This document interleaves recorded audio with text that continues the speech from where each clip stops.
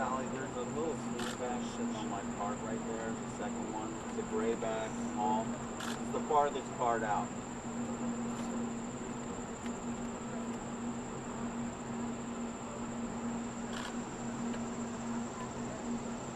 Next one down. Next, last one, last one. Yes.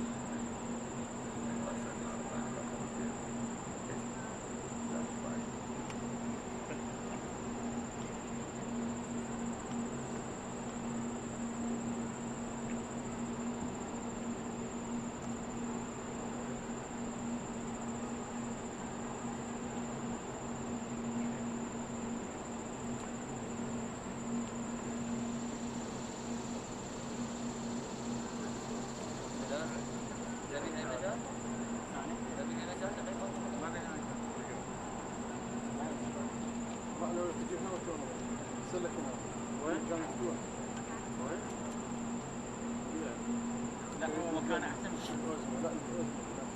عليه عقله عليه ما تلحق. لا ما له لا بتخاف. ها؟ لا بتخاف. يلا ما تلحق راح يطبون جو وانت شو اللي تتوقف جو ولا تطب. ثبت اي هذا.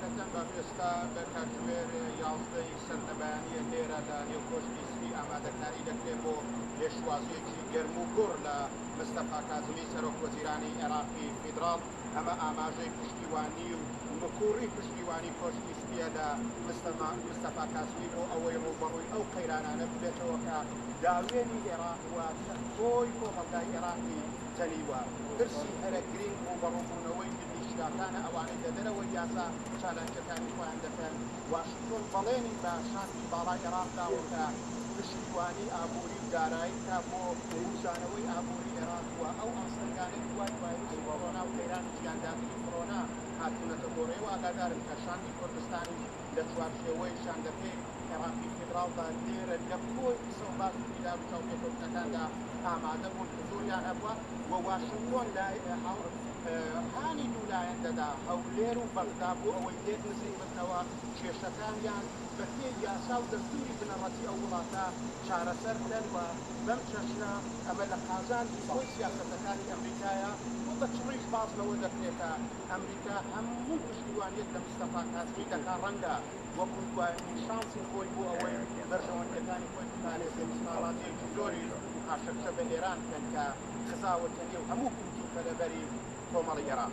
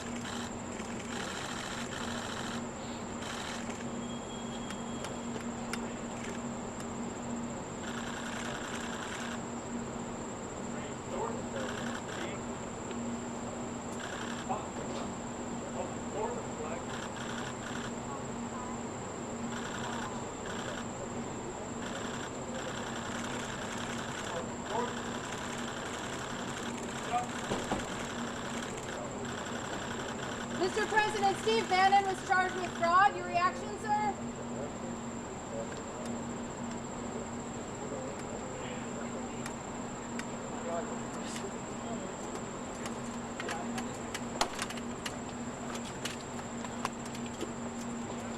Good job, Johnny.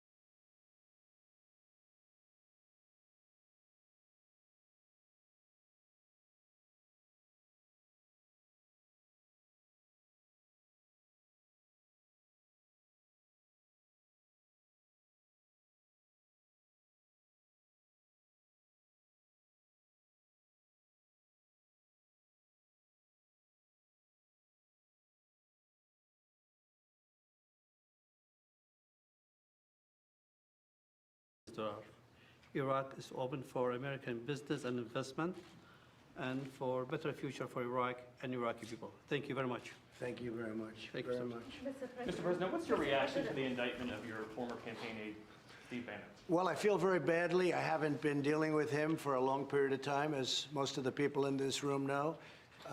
He was involved in our campaign. He worked for Goldman Sachs. He worked for a lot of companies, but he was involved likewise in our campaign and for a small part of the administration very early on. I haven't been dealing with him at all. I know nothing about the project other than I didn't like, when I read about it, I didn't like it. I said, this is for government, this isn't for private people.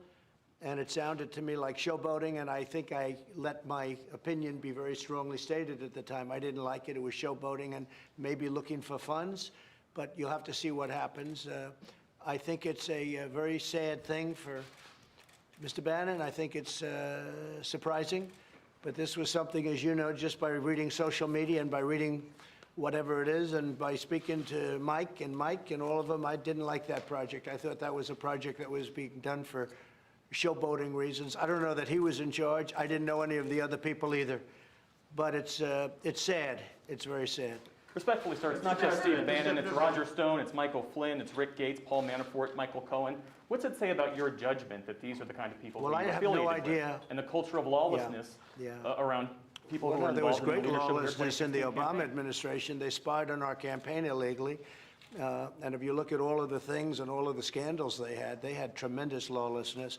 But I know nothing about, I was not involved in the project. I have no idea who was, but I can tell you I didn't know the people, the three people that were talked about were people that I did not know. I don't believe I ever met them. I don't think that should be a privately financed wall. I don't think it's too complex, it's too big. And we're now up to 300 miles, almost in another week and a half, we'll be up to 300 miles of wall at the highest level. They were even having construction problems. I was reading, the little I know about it, I got from you. I was reading where they were having construction problems with the wall that they had a small area just to show people that they could build a wall, and they were having a lot of problems where it was toppling over and other things. And I didn't like it because I didn't want to be associated with that. We built a very powerful wall. It was a wall that is virtually impossible to get through. It's very, very tough. It's very strong, and it's everything the Border Patrol wanted. And I didn't want to have a wall that was going to be an inferior wall, and I felt this was going to be an inferior wall. Chris Kobach So says I you didn't, endorsed I the didn't wall. Is know. that true, the I didn't know project? that. I didn't know about Bannon's involvement, but I didn't know, and I didn't know the other people. But I do think it's a sad event. And again, Steve has had a great career at Goldman Sachs. He's had a career with a lot of other people. I haven't dealt with him at all over years now, literally years.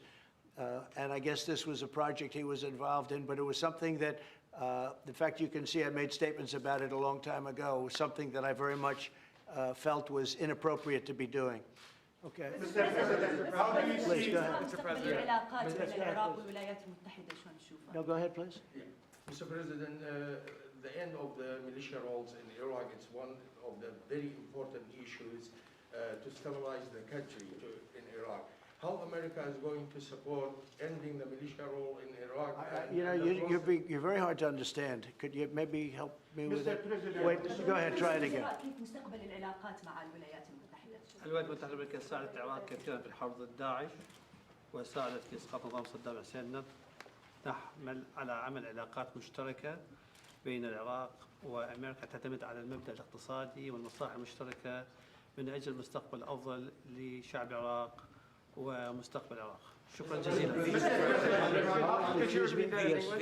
The United States helped Iraq enormously in defeating ISIS and also in toppling the Saddam Hussein regime. We are working on building a strong relationship that is based on joint interest between Iraq and the United States, that is based on economic interest for the better future of the Iraqi people and the United States people. When I got to, when we came into office, ISIS was running rampant all over Iraq and Syria, and we knocked out the 100% of the ISIS caliphate. But the Obama administration did a very, very poor job. They were running rampant all over. And we came in and we did a real job, and we got rid of that, and that was a good thing. And now we're working with Iraq. They use the great American dollar, which is the most powerful currency in the world, and they're starting to do well. And we are with them, and this gentleman in particular, we've developed a very good relationship, and hopefully it's going to be very strong for your country. Mr. President, thank you, Mr. President. There have been 32 attacks. There have been 32 attacks in the last 10 months on U.S. interests in Iraq, particularly in the Green Zone and U.S. military bases. How are you going to help Iraq to halt these attacks by pro-Iranian militia and to hold these people accountable? And sir, if I may also, there is some reporting that the U.S. troops will withdraw from Iraq totally in 3 years. Is this true? So at some point, we obviously will be gone. We've brought it down to a very, very low level. We deal when there are attacks. We take care of those attacks, and we take care of them very easily. Nobody has the weaponry we have. Nobody has the anything of what we have. We have the finest, the greatest military in the world. When somebody hits us, we hit back harder than they hit us. So we handle it. In addition to that, Iraq has been very helpful where necessary. But we have been taking our troops out of Iraq fairly rapidly, and we look forward to the day when we don't have to be there, and hopefully Iraq can live their own lives and they can defend themselves, which they've been doing long before we got involved. Yes, please. Mr. President, how do you see the role of the Kurds in Iraq? About the bounties. You say you hit back hard, but we haven't seen any definitive strike back for bounties upon Americans. Well, you don't know about the bounties. I mean, you're telling me if you know something, you can let us know, but you obviously don't know very much about it. But if we found that would be true, if we found that would be a very, it would be a fact, what you just said, we would hit them so hard your head would spin. Go ahead. Mr. President, how do you see the role of the Kurds in Iraq? And how is important relationship between Baghdad and Erbil? Well, the Kurds helped us greatly in defeating the, as you know, the ISIS and getting the ISIS, 100% of the ISIS caliphate. So we have a very good relationship with the Kurds, and we've also treated them very well. Mr. President, yes, please. Yeah. The end of the militia rules in Iraq is very important to stabilize the country. How America can help ending the militia rules, and how can help Iraq in the democracy process? Well, what we're doing is we're helping where we can. But again, that's a country, that's a separate country. They have a prime minister, and they have people in office, and they have to run their country. We've been in Iraq for a long time. I won't say whether or not I said we should be there, but frankly, I didn't think it was a good idea. But I was a civilian, so who's going to listen to me? But I made my point pretty clear, I guess as clear as a civilian can do it. But we were there, and now we're getting out. We'll be leaving shortly, and the relationship is very good. We're making very big oil deals. Our oil companies are making massive deals, and that's basically the story. I mean, we're very happy with the relationship that we've developed over the last couple of years. I thought before that, frankly, the United States was being taken advantage of, but we're going to be leaving, and hopefully we're going to be leaving a country that can defend itself. Mr. President, on the troops, Mr. President. In the United States, there were airstrikes on northern Iraq and Kurdistan region, killing one civilian. I know in your talks and your meetings here, you talk a lot about the sovereignty of Iraq. Is that something that you're looking for help from the United States? And Mr. President, if that's something if Iraq is asking for help in terms of the interference from the neighbors, not just Iran, but other neighbors where they're attacking northern Iraq? Well, they'll have to make a specific request, but certainly the Prime Minister has my ear. So if he does that, we'll take a look. They do have, it's a very unstable part of the world. And I'm not talking about Iraq. I'm talking about the whole of the Middle East. It's a very, very unstable part of the world. But we're there to help, and because of the relationship, we would certainly be willing to lend you the kind of support that you need. بكل تأكيد الاعتداءات التركية على العراق مرفوضة، والدستور العراقي كذلك لن يسمح للعراق بأن يكون منطلق لتهديد أي من جيراننا. بكل تأكيد عندنا حوار مع الأتراك لتصحيح هذا الوضع، ونتوقع أن حل هذه المشكلة فيما يخص السيادة العراقية، أنه الأتراك سوف يتفهمون ظروف العراق، وكذلك لن نسمح لأي طرف كان يهدد أي من جيراننا بخصوص الدستور العراقي يركز على أنه العراق لن يصبح أن يكون هناك تهديد منطلقا من أراضيه بكل تأكيد. Definitely, the Turkish attacks are not accepted. On the other hand, the Iraqi constitution also does not allow Iraq to become used to attack any neighboring country. We are entering dialogue with Turkey to rectify this situation, and I look forward to solving this problem with Turkey and getting our neighbors, the Turks, to understand Iraq's circumstances. But once again, the Iraqi constitution does not allow Iraqi territory to be used to attack any neighboring country. I will say this, the United States, and me in particular, has a very good relationship with Turkey and with President Erdogan, and we'll be talking to him. But we have a very, very good relationship with Turkey and with President Erdogan. Mr. President, just to follow up on the troops question, sir, do you have a time frame for the full and complete withdrawal of U.S. troops from Iraq? Mike, what would you say to that? As soon as we complete the mission, the President's made very clear he wants to get our forces down to the lowest level as quickly as we possibly can. That's the mission he's given us, and we're working with the Iraqis to achieve that. We're at the lowest level now, Jeff. We're at the lowest level in Afghanistan that we have been at many years. We'll be down to about 4,000 troops in Afghanistan, and that will be when? A couple months, sir. Yeah, within a few months, a couple of months. Mr. President. As you know, in Syria, we're down to almost nothing, except we kept the oil. But we'll work out some kind of a deal with the Kurds on that. But we left, but we kept the oil, and we left the border. We said Turkey and Syria can take care of their own border. We don't have to do it, and that worked out very well. I remember when I did that, I was scorned by everybody. They said, this is terrible. Well, I did it. That's now 2 years ago. We did it with Mike Pence, went over and met with the various parties, and very successfully, and we removed our troops. Nobody was killed, nobody. And now they protect their own border like they have been for hundreds of years. And we've left. But we did keep a small force, and we kept the oil, and we'll make a determination on that oil fairly soon. And just one domestic question, sir. The Manhattan case about your taxes has now ruled that you do need to turn over your taxes. Do you have a reaction to that? Well, the Supreme Court said if it's a fishing expedition, you don't have to do it. And this is a fishing expedition, but more importantly, this is a continuation of the witch hunt, the greatest witch hunt in history. There's never been anything like it, where people want to examine every deal you've ever done to see if they can find that there's a comma out of place. No president has ever had to go through this. The Supreme Court shouldn't have allowed this to happen, but no president has ever had to go through this. But what the Supreme Court did do is say, if it's a fishing expedition, my interpretation is essentially you don't have to do it. So we'll probably end up back in the Supreme Court. But this is just a continuation of the most hideous witch hunt in the history of our country. We beat Mueller. We won at every level in Washington, in D.C. We won at every level. So now what they do, they send it into New York. So now we have an all-Democrat state, all Democrats, and they send it into New York. This should never be allowed to happen to another president. This is a continuation of the most disgusting witch hunt in the history of our country. All it is. But the Supreme Court said fishing expedition. This is the ultimate fishing expedition. Nobody has anything. We don't do things wrong. But they'll say, let's go in and inspect every deal he's ever done.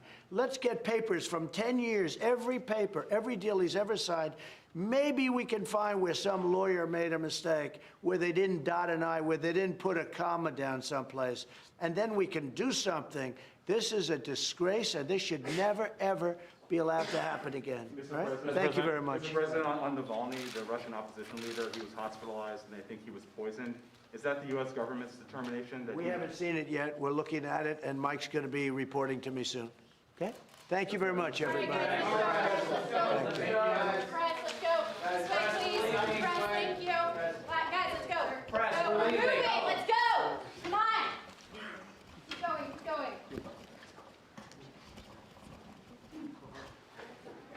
Come on, guys. Let's go.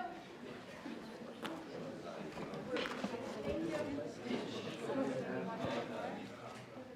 Sorry. Thank you. Thank you. Thank you very much. Take care of this man, please. Take good care of this guy. and with Kurdish